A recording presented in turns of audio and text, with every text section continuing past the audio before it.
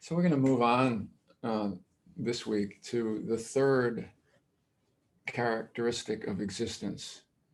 Uh, we spent a fair amount of time on impermanence and on suffering, dukkha, anicca and dukkha, right? Those are the first two. And then the third one, and they all tie together in many ways, but the third one is this issue of non-self, non-self, no self. Um, this is one gets us into more trouble cognitively. It's the one that's most misunderstood. It's one of the things that's most misunderstood um, in the West. We understand impermanence, which is why that is a more suitable gateway to enter, to understand, beginning to look more closely at how everything is changing. Not because somebody says so, but check it out. We can see that. We can begin to see change, change, change, externally and internally. And then we can begin to see a little bit more clearly dukkha, how we create trouble for ourselves in all kinds of ways. Yeah. Partly by trying to make things permanent that aren't permanent. Yeah. Or trying to make things go away. Yeah. Yeah. So we can begin to practice with those two, to see, to look into them, to investigate, see if it's true. See if it's true. The Buddha was all about this, You've got to look into the ways you're co-creating your own suffering before there's a chance to begin to release a little bit more. Yeah? Great. But no self is very problematic, even in trying to understand it.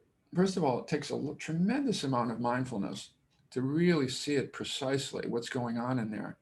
So we can't, it's hard to even really investigate. I mean, there are ways, we'll explore some ways, but mostly the real misunderstanding is thinking that we should get rid of the self in some way. It's the self that's problematic. If the self weren't here, everything would be good.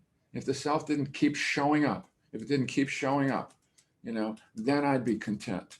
Then I'd be happy. Yeah. And that's not at all what is meant by that, by non-self in Buddhism. It's simply suggesting that too is not permanent, that the self too is not permanent. It's not permanent. It's comprised of interactive processes, moment by moment. It's constructed moment by moment. And it's not one thing. There's not a homunculus in there. Even neuroscience, with all of its wonderful research, has not yet found, oh, there's the self. It's right there, an inch behind the forehead in the brain. Ta-da! Solid self. There's no solid self anywhere. So we can understand it a little bit cognitively, but it still doesn't. It's the question is, how is it helpful? How is it helpful in any way? I seem to have a self. I seem to have a self. It's here all the time. It shows up all the time. It shows up all the time, right? And the mistake that we make is thinking that we need to kind of get rid of it, or parts of it, parts of the self. But it's like saying this. It's like suggesting that. We've talked a lot about, and something I've explored a lot is with hearing sounds, right? We're home here in Boston now. This is going to end soon. Sometimes you'll hear them, but not on a rainy day. There's a dog sitting right next our neighbor, literally next door, and often there are about 20 dogs out there all day long yelping. Right now, I could be really miserable about that. If the dogs would only go away, I'd be happy. Look, everything else is great. When are those dogs going to go? What should I go say to the neighbor? Maybe I need to call City Hall and get him down here and say, look, will you at least check to see if she has permits? No, we can do this, right? That's the source of my suffering out there, right? It's not. It's the way I'm hearing. Those are just sounds. Oh, I want the sounds of the birds, but not the sounds of dogs. Then I'll be happy. I want the sounds that were out in the Barry Center for Buddhist Studies. That's what I want, not these sounds, not city sounds. That's the problem. The city is what's making me unhappy. So maybe the solution is get rid of the whole sense organ of hearing. Well, that's not the answer. Neither is it the answer to get rid of the self. The self is one, they consider that one, it's part of the functioning of the organism. We need the self, that sense of self, not as a solid thing, but the question is how to see what is really causing the problem here is not the self as it arises here, it's the way we're relating to it. It's the trance of unworthiness that's running through here. It's self-doubt, it's self-judgment, it's self-criticism. Yeah, it's our attitude. So, here's that part of myself that's the story of my life that I don't like anymore. That's got to get rid of that. No, you don't. The direction of this practice is to learn to make a different relationship with the self so that it's running more harmoniously, more smoothly, so that it's not getting in our way. Yeah? And that's a subtle but very profound difference in orientation. And I say it because it took me a long time. I really thought it was somehow we're supposed to transcend the self, get rid of the self, everything. No. It's learning how to roll more smoothly with the self. And that takes a while. But the way to do that is to keep practicing. Yeah? To keep practicing and not to focus too exclusively on the self as problematic. Eventually, to begin to see, here's the self arising, and here's a judgment about what's arising. That's the piece.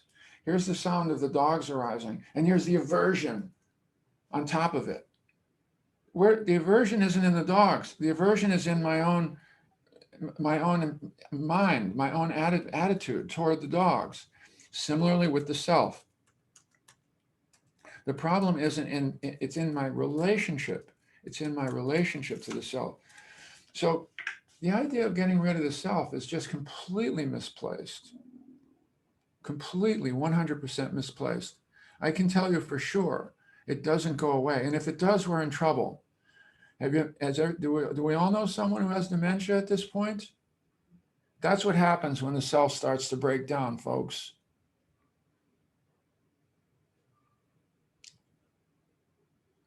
What we need is for it to operate a little bit more smoothly, a little bit more fluidly, a little less guardedly, with a little less aversion, with a little less doubt, with a little less need for protection. That's what's causing the unhappiness in here with respect to the self, Yeah. So we hear this so many times that it's not the thing, it's our attitude toward the thing that creates our suffering. And it's absolutely true. It's absolutely true. It's our attitude, and it's our attitude toward the self. It's the ways that we've been whispering into our ears messages of not enough, not good enough. This is what the problem, not the self, that sense of the self as it's arising here. It's the judgment that's there quickly on the heels, what's wrong with me? Where do I fit in? We've been whispering messages of not enough for a very long time. That's where the suffering is. That's where the dis-ease is. That's where the dis-ease is. And that's the direction of this practice. And before we can have any deeper insight into the self and how it's really constructed moment to moment and all of that, first of all, we just got to get harmonious with it. Make friends with it. You know, you know, stop saying unkind things to ourselves, or and not even stopping us saying unkind things. The unkind things will float up. Oh, and then, wow, my whole life I believed that when that floated up. I believed it was actually saying something about me. It's beginning to see, no, it's not. It's just floating up. It's an old pattern floating up. I don't have to feed that wolf anymore. You see, that's the kind of the freedom the Buddha talked about. He didn't talk about the freedom of getting rid of things. It was the freedom of having a different relationship to things, that's more harmonious, that's less, with less aversion and less grasping.